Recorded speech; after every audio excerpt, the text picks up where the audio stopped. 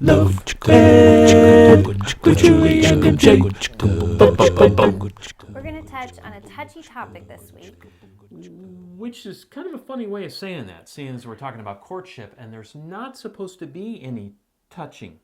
It's like, dating like a mime. You just pretend to touch. We've spent a lot of time addressing the problems with dating, so we thought it would only be fair to address courtship too. We hope we're making sense today on this edition of Love Ed with Julie and MJ. This courtship discussion is not inspired by Joshua Harris's book, I Kissed Dating Goodbye. Nor the Duggars and the courtship adventures of their children. Which, if you Google courtship, that's what will come up. No, we've most been likely walking through our definition of purpose-driven dating, and today we want to talk about that tiny little word, might.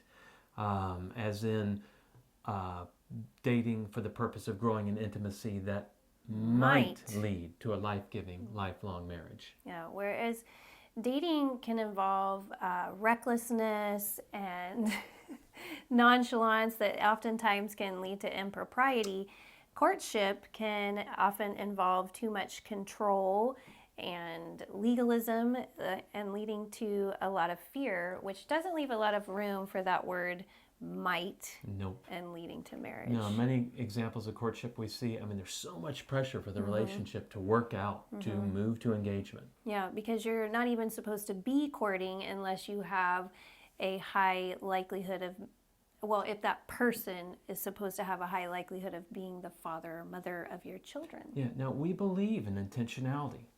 The first word of purpose-driven dating is the word intentional. But you cannot see into the future. And when your focus is in the future, it can't be in the present. And the funny thing is, the present is the only point in time when you can actually relate to someone. You can't relate to them in the future until you get to the future, and then it's the present. And all that pressure about knowing that this is going to be the future person for you can make it very uncomfortable to have that natural development of the relationship comfortably. Exactly, which we feel is the whole point of dating. Growing in relational, emotional intimacy. Building a strong, transparent, authentic relationship. And a broken courtship feels a lot heavier than just we broke up the dating relationship. And especially when you were already supposed to start the relationship with a certain amount of surety that this was going to work out. Surety, that's a good word. 98. 80% sure. At least 88, I think, is the percentage. The fact of the matter is that seeking to grow in relational intimacy, whether you're talking about a family relationship, a good, strong friendship, or a dating relationship, it's risky business.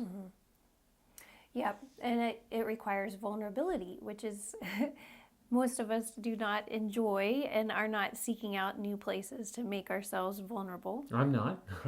and if being vulnerable isn't hard enough, growing in intimacy is complicated. Learning how to love somebody else well is like trying to learn a foreign language. Oh, yeah, je ne sais pas, mon petit chou. Which translated means, I don't know, my little turnip green. Well, I don't know, my little cabbage. Those Germans have a way with words, don't they? All right, well, anyways, back to courtship. We're not saying that we don't believe in courtship. Absolutely not. What we are saying is whether you call it dating or whether you call it courting, whatever regulations you have or don't have, you cannot take the risk out of finding a marriage partner. Our whole series has been based on making the process less risky, but you can't make it not risky. It's like taking the risk of drowning out of swimming. The risk of drowning is real. They say you can drown in as little as 1 inch, 2 inches of water. So the risk of drowning is real, but because of that, you still swim, but you do it wisely. So what do we do about the risk inherent in these relationships? We talk about that next week on Love Ed with Julie and MJ.